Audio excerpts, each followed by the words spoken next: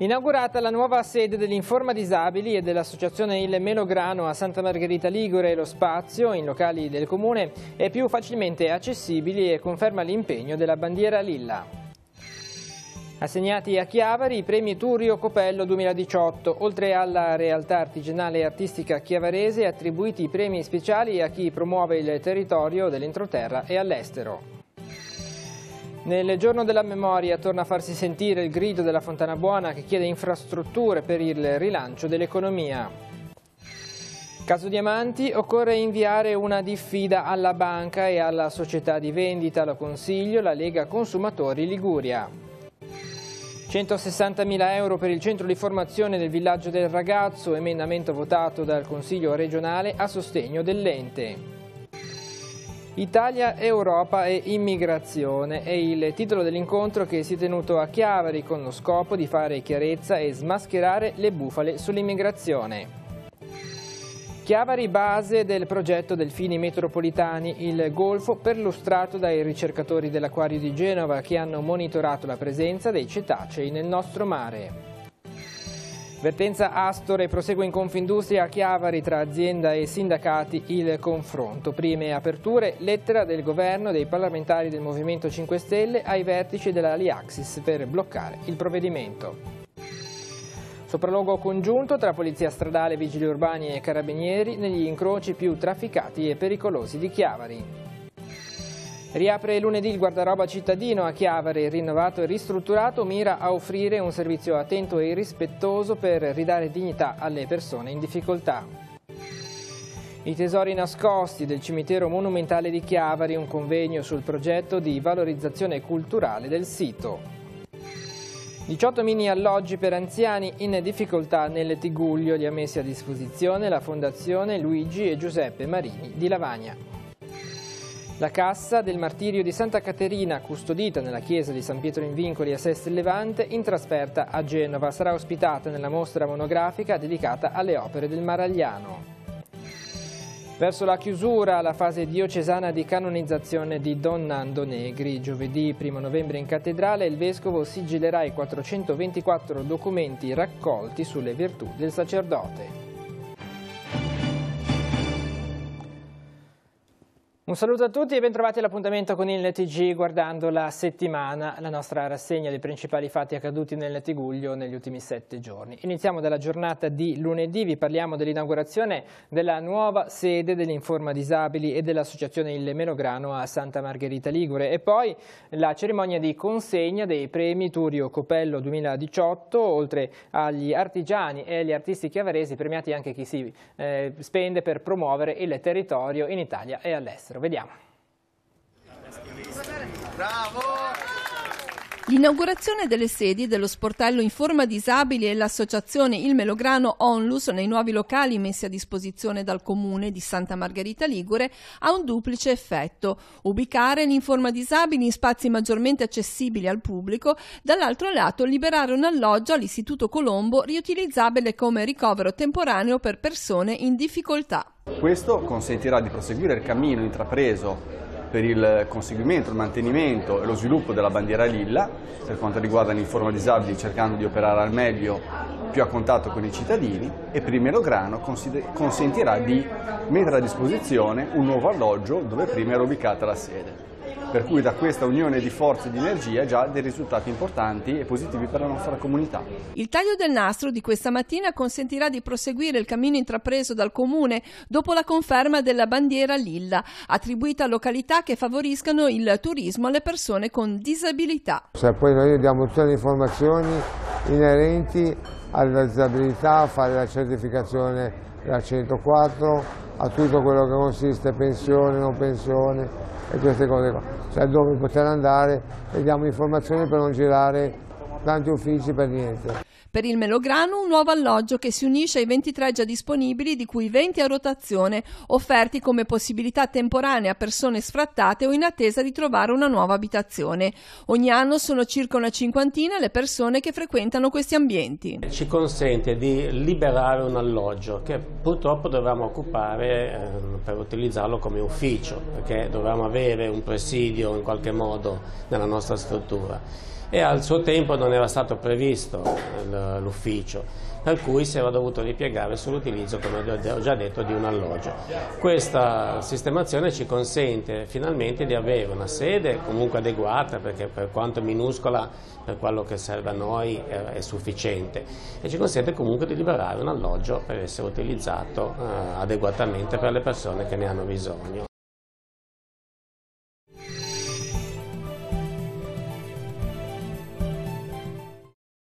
La memoria e le tradizioni dell'arte e dell'artigianato a Chiavari non solo non tramontano, ma ogni anno vengono rivitalizzate dalla consegna del premio Turio Coppello assegnato dalla Società Economica Chiavarese ad un artista ed un artigiano che si siano particolarmente distinti.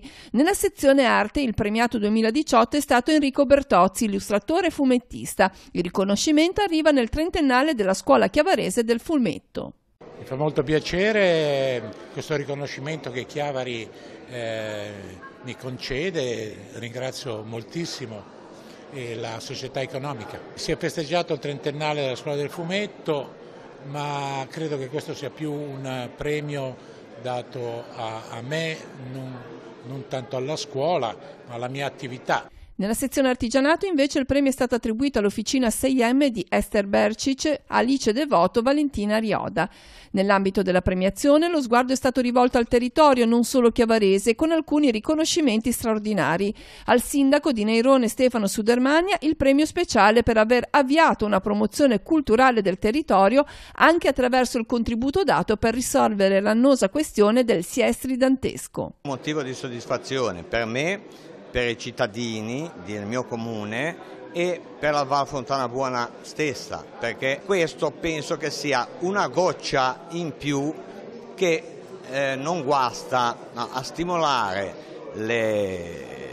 le autorità sovracomunali a interessarsi della Val Fontana Buona. Premio speciale alla carriera invece al musicista jazz Enrico Rava, che da 30 anni ha scelto Chiavari come sua dimora e per la lunga carriera di successo. Chiavari, che è la città in cui io sono residente da una trentina d'anni,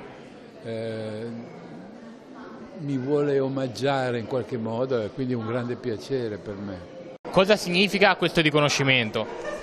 Allora, per noi innanzitutto noi siamo onorate di ricevere questo riconoscimento, siamo anche molto riconoscenti a coloro i quali ci hanno segnalato, innanzitutto per noi è una fonte di soddisfazione perché comunque è un progetto in cui abbiamo creduto, noi siamo principalmente amiche e quindi siamo animate da uno spirito di sorellanza e per noi questo riconoscimento dà solidità al nostro progetto e poi significa anche che c'è spazio in una realtà chiavarese per progetti artigianali non istituzionali, al di fuori comunque delle forme più conosciute, quindi ci auguriamo che questo sia, uscendo fuori dall'aspetto autoreferenziale, indichi una strada per altre realtà che si possano sviluppare simili alle nostre intorno a noi. Nel giorno della memoria sono trascorsi infatti 5 anni dal crollo del ponte di Carasco. Nel corso della commemorazione per le vittime Rosasco e Gattorna torna a farsi sentire il grido della Fontana Buona che chiede più infrastrutture per il territorio. Vi parleremo di questo ma anche del caso Diamanti con i suggerimenti della Lega Consumatori Liguria per le persone che sono state coinvolte da questa truffa e poi in arrivo 160.000 euro per il centro di formazione del villaggio del ragazzo. Facciamo il punto nei prossimi servizi. 2 mazzi di fiori, uno per ciascuna vittima di quella tragica notte di 5 anni fa in cui nel crollo del ponte di San Pietro di Sturla a Carasco persero la vita Claudio Rosasco e Lino Gattorna. Il primo ricordo nella serata commemorativa è andato proprio ai 2 abitanti del comune di Moconesi, i cui corpi furono ritrovati alcuni giorni più tardi rispetto all'evento. Sono passati 5 anni, è nostro dovere non dimenticare questa che è stata una sciagura per la Fontana Buona, per i collegamenti viari, ma soprattutto perché abbiamo perso due nostri amici. Questo sia da monito, sono cose che sono accadute, non devono più riaccadere, bisogna fare sì che queste cose non si debbano ripetere, la storia insegna. Il ponte fu spaccato in due da un'improvvisa quanto violenta ondata di piena del torrente Sturla che minò la stabilità del pilone centrale sino a provocarne il cedimento. Ne seguì un periodo difficile per i collegamenti viari della Fontanabuona con conseguenti ripercussioni economiche per la valle. Gli effetti sono ancora oggi visibili e ora come allora si continua a chiedere attenzione per questa porzione di territorio così ricca di attività e di peculiarità. Io sono qui per dire che io ci credo, penso che tante persone comunque vogliono fare qualcosa di bene per il territorio in generale, per la Val Fontanabuona. Io credo nell'unità della Val Fontanabuona, io sono uno di quelli che crede anche nel comune unico della Val Fontanabuona, credo che dobbiamo di nuovo credere nell'essere comunità a livello di paese e a livello territoriale. Siamo un po' imbottigliati in Fontanabuona, è da tempo che diciamo che ci servono dei collegamenti che ci mettano in contatto con il mondo. È una parola abusata, ma quella parolina tunnel ancora oggi si fa sentire quale esigenza imprescindibile per mettere la Fontanabuona in condizione di poter dialogare con il mondo.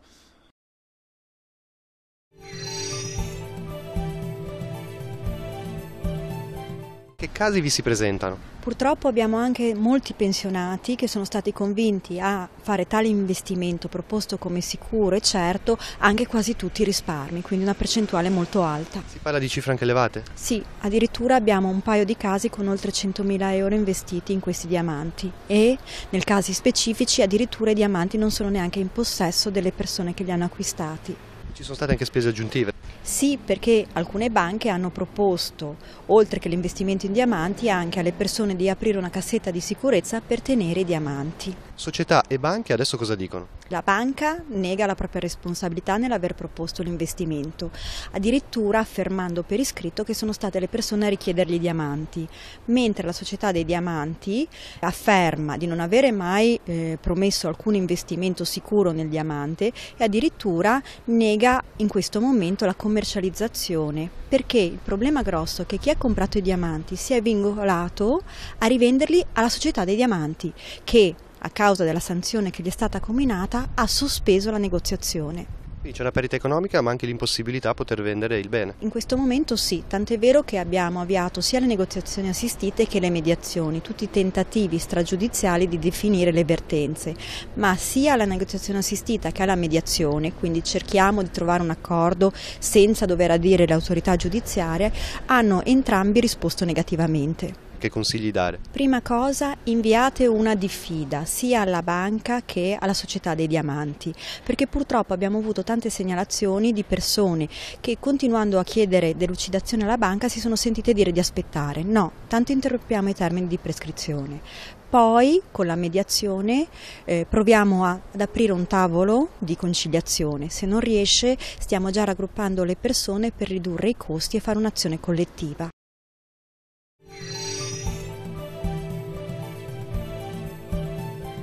Il Consiglio regionale ha voluto dare un sostegno concreto al villaggio del ragazzo. Quanto è stato finanziato? C'è stato un implemento delle risorse di ben 160.000 euro. È una cifra molto rilevante. Purtroppo il centro di formazione integrata, questo progetto, rischiava di saltare perché le risorse disponibili e prevista a bilancio in precedenza non erano assolutamente sufficienti. Io ho interagito col comitato di direzione del centro di formazione, abbiamo lavorato insieme ed ho presentato questo emendamento che appunto implementa di 160.000 euro le disponibilità per il sostegno al progetto, che quindi viene messo assolutamente in sicurezza. Perché è importante che arrivino queste risorse? Ma perché questo centro di formazione dà un servizio che i comuni non sono in grado di dare. Ci sono coinvolti ben 24 comuni, 3 distretti sociosanitari, la città metropolitana di Genova. C'è un progetto veramente di grandi dimensioni che va a dare risposta a ragazzi che si trovano in particolari situazioni, che possono essere aiutati sia da un approccio sul piano meramente didattico molto professionale, molto qualificato, sia sul piano della futura inclusione nel mondo del lavoro.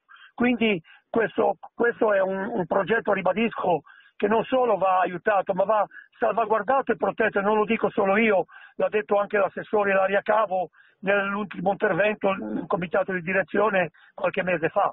Quindi noi di concerto con il Presidente Toti, con l'assessore Ilaria Cavo e con il comitato di direzione, e quando dico noi mi riferisco al lavoro che ho fatto veramente mettendoci tanto impegno, abbiamo portato a casa questo risultato. Lo ribadisco, sono amareggiato nel constatare che la vecchia politica cerca di prendersi meriti che non ha. Parliamo adesso di immigrazione. Si è svolto a Chiavari un incontro che ha fatto il punto sulla questione, cercando anche di smascherare le bufale che ruotano intorno al tema dell'immigrazione. E poi parleremo del progetto Delfini Metropolitani, che vede proprio Chiavari, il mare di Chiavari, come uno dei centri su cui viene portato avanti questo progetto. Vediamo.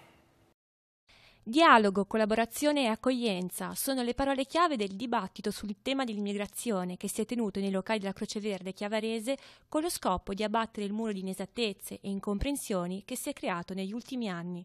In che modo l'associazione dà accoglienza ai migranti e si potrebbe fare qualcosa di più? Sicuramente si potrebbe fare qualcosa di più, sia in Liguria che nel nostro paese. Oggi perché le persone hanno paura? Perché si ha paura del diverso, e oggi i migranti sono trattati come persone diverse, non sono conosciute dai nostri concittadini. I migranti di solito sono in grandi centri d'accoglienza separati dal resto della popolazione o gestiti dai privati per conto dello Stato, o in centri gestiti direttamente dallo Stato, però non c'è il contatto con la popolazione, non c'è la conoscenza. Ecco, il nostro entroterra è abbandonato. Quali potenzialità ci sono nell'utilizzo dei migranti? Potenzialità enormi. Si può fare qualcosa di più o qualcosa di nuovo per accogliere i migranti a Genova? Allora, per quanto riguarda appunto sempre per migranti, consideriamo le persone che arrivano attraverso il Mediterraneo, ci sono i programmi di accoglienza che sicuramente hanno avuto all'inizio delle difficoltà dal punto di vista della gestione, poi si sono abbastanza stabilizzate. Adesso è previsto un ridimensionamento anche degli standard di accoglienza, e questo potrebbe, se confermato, portare a delle difficoltà rispetto alle persone in accoglienza, perché sono previste diminuzioni di risorse.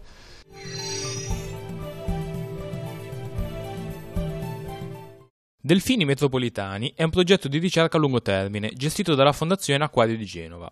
Il suo scopo è studiare i delfini che popolano le coste liguri all'interno del santuario Pelagos, l'area marina protetta di circa 87.500 km². La ricerca si concentra soprattutto sul tursiope, una specie di delfino che vive principalmente nell'area costiera, maggiormente antropizzata, da qui il nome del progetto Delfini Metropolitani, ed ha imparato a relazionarsi con le attività umane traendone vantaggio. Il tursiope non è un animale che rischia la collisione il più delle volte, cioè di essere investito, però quando l'ambiente è troppo pieno della nostra presenza, allora quel territorio diventa più difficile da sfruttare per lui, e quindi il rischio è che ci sia quella che si chiama una frammentazione dell'habitat, e quindi è importante imparare ad andare per mare essendo consapevoli che quel mare è la casa di alcuni animali. Un progetto che unisce la ricerca scientifica alla tutela dell'ambiente marino, ed è stato possibile grazie alla collaborazione tra Fondazione Acquario di Genova, la Lega Navale di Chiavari e Lavagna e Marina Chiavari. Sono stato contattato all'Acquario, questo fa piacere perché vuol dire che la nostra attività, sia come Lega Navale in generale, nazionale, siamo su tutto il territorio nazionale, quindi siamo conosciuti, ma anche proprio localmente sta dando dei frutti anche di sinergie, che è un po' la filosofia che io ho sempre nelle mie iniziative, cioè mettersi insieme per ottenere dei risultati. Marina Chiavari, tramite il Comune, ha messo a disposizione le sue strutture, cosa che rientra anche tra le attività previste da Marina Chiavari, che sono proprio quelle di cercare di avvicinare la popolazione a tutto quello che è l'ambiente marino. Le parti sperano di collaborare in futuro ad altri progetti di tutela e valorizzazione ambientale. Tra le iniziative già in programma, una serata della rassegna Uomini e Navi sarà dedicata ai risultati della ricerca. I temi del lavoro nella giornata di giovedì, un nuovo capitolo nella vertenza Astore, perché continua in Confindustria il confronto tra l'azienda e i sindacati. E poi in merito al traffico di Chiavari c'è stato un sopralluogo congiunto tra Polizia, Carabinieri e Polizia Municipale per vedere gli incroci più trafficati e più pericolosi della cittadina. Vediamo com'è andata nei prossimi servizi. Un incontro interlocutorio. Ci sono stati dei passi in avanti perché noi notoriamente non ci sottraiamo alle trattative. È chiaro che se i lavoratori dovessero, ma noi non lo condividiamo, essere spostati sul sito di Casella, è evidente che dovrebbero andare con un'invarianza dei costi. L'azienda ha fatto qualche apertura anche sui tempi? Beh, sui tempi al momento no. È chiaro che noi continuiamo a ribadire che ci sia un piano industriale di prospettiva e che i tempi vengano notevolmente allungati rispetto a giugno del 2019 che ci ha proposto l'azienda. Intanto, in attesa della convocazione da parte del Ministero dello Sviluppo Economico del tavolo di confronto sulla Astore, arriva l'interessamento del governo e non solo. Beh sì, anche a livello di Commissione Europea è un fatto positivo. Il gruppo europeo dei 5 Stelle hanno scritto una lettera al capo della Aliaxis chiedendo che venga ripensata quello che è il trasferimento o in alternativa almeno un allungamento dei tempi collegandosi alla brutta vicenda del Ponte Morandi. È un fatto positivo perché dobbiamo dire che questo può aiutarci anche nell'allungare dei tempi che sarebbero di vitale importanza all'interno di questa difficile trattativa e vertenza, e quindi vediamo quali saranno le risposte, le aspettiamo. Nel frattempo noi ovviamente non ci sottraiamo alla trattativa e vediamo se su quegli aspetti si possono fare dei passi in avanti. È chiaro che il punto fondamentale è quello dell'allungamento dei tempi o possibilmente di mantenere sul nostro territorio la fabbrica Astore.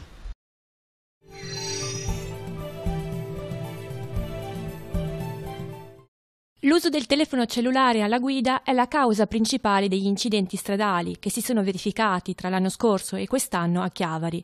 108 quelli avvenuti in via Parma, 77 quelli in corso De Michiel e 27 quelli in corso Millo, all'altezza dell'incrocio con viale Tappani. Abbiamo l'incrocio corso Millo, viale Arata, corso De Michiel in generale, che comunque corso De Michiel porta circa 10.000 veicoli al giorno tra verso Levante e verso Ponente, e via Parma, che però via Parma ha tanti incidenti ma è lunga, sono 4 km e il volume di traffico l'abbiamo calcolato e misurato anche col sistema della lettura targa delle telecamere in più di 19.000 passaggi di veicoli al giorno per ogni direzione di marcia, quindi via Parma sopporta un traffico di circa 38.000 veicoli al giorno. I sopralluoghi presso gli incroci e le strade più pericolose della città rientrano nell'ambito del progetto Osservatorio su incidentalità stradale in ambito provinciale, promosso dalla Prefettura di Genova e nato negli anni scorsi. Effettuiamo dei sopralluoghi congiunti con la polizia locale della zona ovviamente, la quale ci presenta già dei dati statistici e dei punti a rischio più critici nelle loro zone e cerchiamo di trovare delle soluzioni tecniche per risolvere queste problematiche. Fino adesso la cosa è andata molto bene. Una volta fatto il sopralluogo ci sarà una relazione. Allora, al termine dei sopralluoghi sarà effettuato un documento presentato in prefettura, discusso in prefettura, e da quel momento in poi ogni comune potrà effettuare eventuali migliorie attraverso questo documento che praticamente raccoglierà tutti i suggerimenti sia da parte nostra che dalla parte delle forze dell'ordine oggi presenti. Riaprirà lunedì, ovvero domani, il guardaroba cittadino della Caritas. Dopo un periodo di chiusura dovuto ai lavori di restauro dei locali, riapre così questo servizio che mira a ridare dignità alle persone in difficoltà. Vi parleremo di questo nei prossimi servizi, ma anche del progetto di valorizzazione culturale del cimitero monumentale di Chiavari. Vediamo. Il guardaroba cittadino di Chiavari concretizza una precisa opera di misericordia corporale. È quello di dare la veste a chi è nudo, e cioè quel segno che rispetta la sua dignità, rispetta la sua singolarità, rispetta la sua capacità di porsi nel mondo con relazioni di normalità. Nel corso di 15 anni l'esperienza chiavarese è cresciuta e maturata, favorendo la collaborazione tra le parrocchie cittadine e osservando la progressiva crescita morale e materiale delle persone assistite. Attraverso questi incontri si nota anche la capacità per molte famiglie di passare dalla prima indigenza, per cui vengono a chiedere un po' tutto, a un'indigenza diversa, perché magari trovano il lavoro, mettono su casa, e ora dal tipo di domande che loro fanno comprendiamo come Adagio Adagio c'è un percorso di autonomia. La struttura nel corso dell'estate è stata ripulita e rinnovata. Da lunedì tornerà alla sua piena operatività. Il lunedì è dedicato agli italiani di pomeriggio dalle 4 alle 6, il giovedì mattina dalle 9 a mezzogiorno invece per gli stranieri. Il servizio è svolto da un gruppo di volontari che tuttavia necessitano anche di nuove forze. Abbiamo bisogno anche di uomini, perché siamo donne, a volte abbiamo cose anche pesanti, scatoloni da muovere, eccetera. Anche giovani, se c'è qualche giovane volenteroso, benissimo, siamo qui ad aspettarlo. Gli indumenti si raccolgono il giovedì dalle 16 alle 18 e devono essere puliti in buono stato per dare qualità ad un servizio svolto con attenzione e rispetto. Noi cerchiamo di dare sempre capi in buono stato proprio perché loro stessi capiscono che noi rispettiamo, ma si devono rispettare anche loro, non si devono lasciare andare, perché anche un povero ha la sua dignità. Anche perché è un servizio non di scarto per gli scarti, ma di dignità per la persona.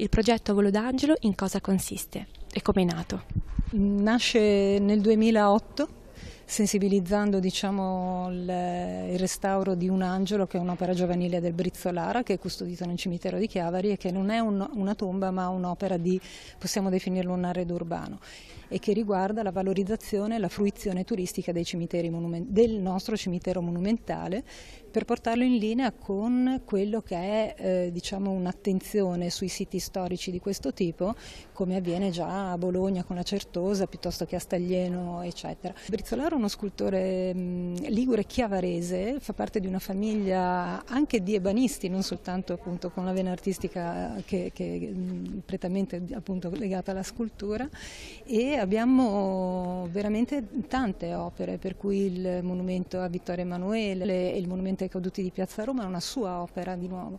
Il cimitero non soltanto un luogo di culto, ma anche un luogo artistico e culturale.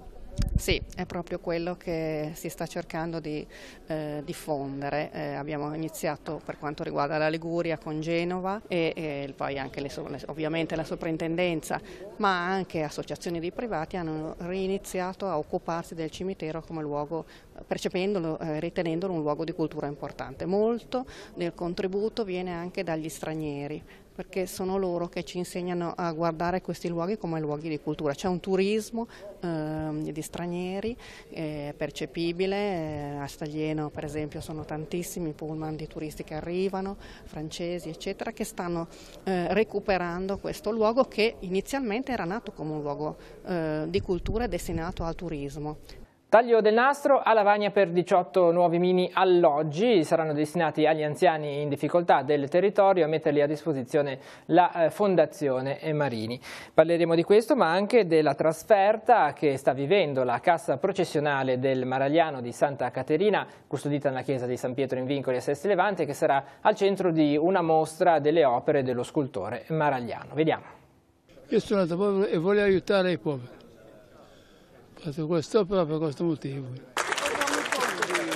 Grandissimo!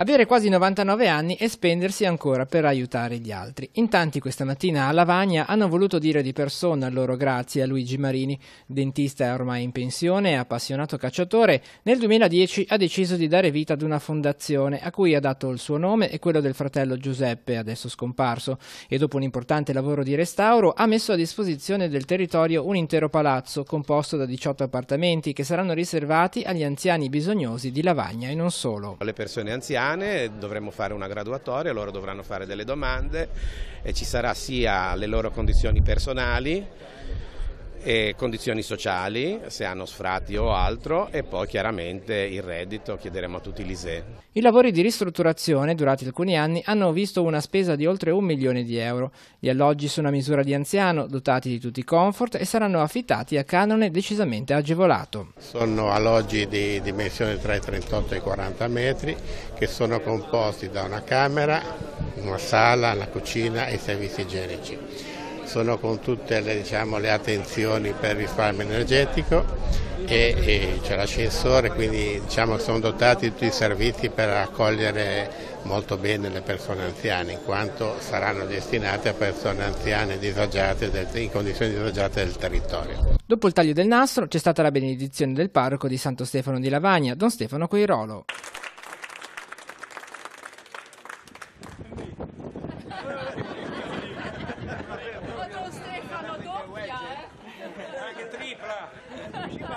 Lo sentia? Bravo, perché no?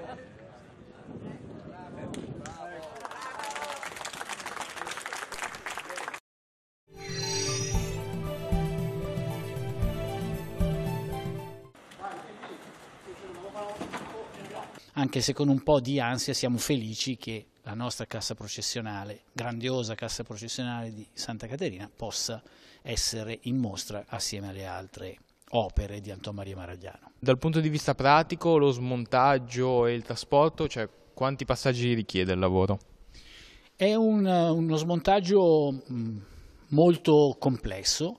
Fortunatamente chi l'ha fatto qui sono professionisti che fanno questo con grande cautela e grande competenza, accompagnati anche dai restauratori, dalla sovrintendenza.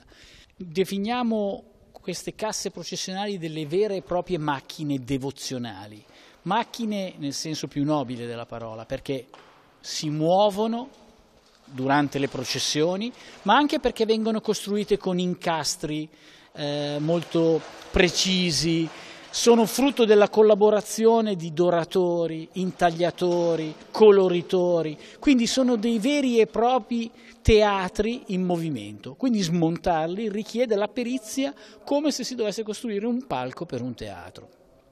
Quale significato ha per la confraternita il fatto di prestare una cassa processionale di questa importanza ad una mostra di livello comunque nazionale almeno? Questa mostra è un'occasione per far vedere in un unico luogo opere che sono disseminate in tutta la Liguria, da Savona a Sestri Levante, da San Michele di Pagana fino ad Arenzano. Quindi vorremmo che dopo questa mostra venisse la curiosità di vedere queste grandi opere nel loro luogo. Quindi è questa l'occasione che noi vorremmo, dare uno stimolo poi a seguire queste opere nel loro territorio. Siamo così arrivati al termine di questa edizione del TG Guardando la Settimana. Spazio adesso al nostro approfondimento che è dedicato a Don Nando Negri. Infatti si avvia alla conclusione la fase diocesana del processo di canonizzazione. Vedremo nel dettaglio nei prossimi servizi, al termine del quale si conclude questa edizione del TG Guardando la Settimana che torna fra 7 giorni. Grazie per essere stati con noi e buon proseguimento di giornata. Nel pomeriggio di giovedì 1 novembre si compirà in cattedrale a Chiavari un percorso iniziato nel 2013 quando è stato avviato il processo per la causa di canonizzazione di Don Nando Negri. La cosiddetta fase diocesana prevede la raccolta di tutti i documenti che possano attestare le virtù umane cristiane del sacerdote. Gli stessi saranno consegnati nelle mani del vescovo prima di inviarli alla Congregazione per la causa dei santi a Roma. Il vescovo tanto dichiarerà conclusa questa fase e si raccoglieranno i giuramenti di tutte le persone che hanno che hanno operato, quindi che giureranno di aver fatto tutto secondo i criteri stabiliti, di mantenere il segreto d'ufficio, e poi si chiuderà tutta questa documentazione materialmente in alcuni plichi che poi verranno una copia conservata in diocesi e una copia inviata alla Congregazione per le Cause dei Santi a Roma. La raccolta delle informazioni degli iscritti è avvenuta ad opera di una commissione di periti storici che hanno ripercorso la storia di Don Nando attingendo a varie fonti. Noi abbiamo trovato 424 documenti, di cui una parte, oltre 60 manoscritti di Don Nando. Li abbiamo trovati ovviamente al villaggio del ragazzo, poi li abbiamo trovati nelle parrocchie dove lui ha lavorato, dove è stato presente, in modo particolare a Castello, a Lavagna, a Santo Stefano dove è stato per un periodo, e poi ovviamente abbiamo trovato dei documenti anche che riferivano al suo ministero sacerdotale durante il periodo che è stato al villaggio. In che modo questi scritti potranno contribuire alla causa di beatificazione? Beh, direi di sì, perché raccolgono la storia, tutta una storia iniziata nel 1946 e finita per Don Nando, e continua per il villaggio, finita per Don Nando alla sua morte. Conclusa questa fase, la pratica sarà istruita a Roma, dove seguirà una fase di verifica del materiale raccolto sino ad arrivare alla dichiarazione di eroicità e virtù del sacerdote. Verrà valutato tutto questo materiale sia da un punto di vista storico che teologico e poi, se Dio lo vorrà, la causa procederà fino alla dichiarazione dell'eroicità delle virtù, cioè che Don Nando ha vissuto le virtù umane cristiane in modo eroico, e poi se ci sarà, il sigillo del Signore, cioè se ci sarà la testimonianza di un miracolo, si addiverrà forse alla beatificazione.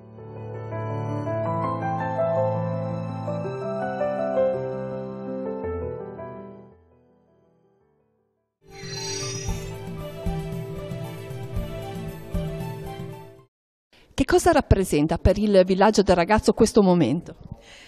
Questo momento per il villaggio rappresenta intanto una grandissima emozione, perché pensare che veramente il nostro fondatore ufficialmente è riconosciuto come parte di un processo di beatificazione vuol dire rendere vero tutto quello che chi ha vissuto di fianco a lui non aveva dubbi che fosse, cioè Don Nando è un santo. Questo per i primi collaboratori, per le persone che hanno avuto modo di stare vicino a lui, dubbi non ce ne sono mai stati. È un dono di grazia ma anche un impegno per chi porta avanti la sua opera. È un dono di grazia ma anche un impegno, perché io credo e sento la responsabilità molto forte di continuare ad incarnare quello che lui ha detto più volte, e cioè che lo spirito religioso del villaggio è l'amore. Il sentimento del villaggio è gioia, è riconoscenza, è lode a Dio, perché viene un po' riconosciuto quello che lui ha fatto in modo molto attento. Ecco, abbiamo sentito tutto il percorso fatto, tutte le testimonianze raccolte, la verifica dei teologi, la verifica degli storici, una serie di persone. Non è il villaggio che ha spinto in questi anni, diciamo la verità. Noi siamo stati in attesa, abbiamo semmai segnalato qualche persona che poteva dire qualcosa di importante su di lui, ma sommato noi siamo stati molto neutrali, perché deve essere così. È il Signore che semmai lo renderà ancora più significativo per tanta gente attraverso i segni che vorrà eventualmente manifestare.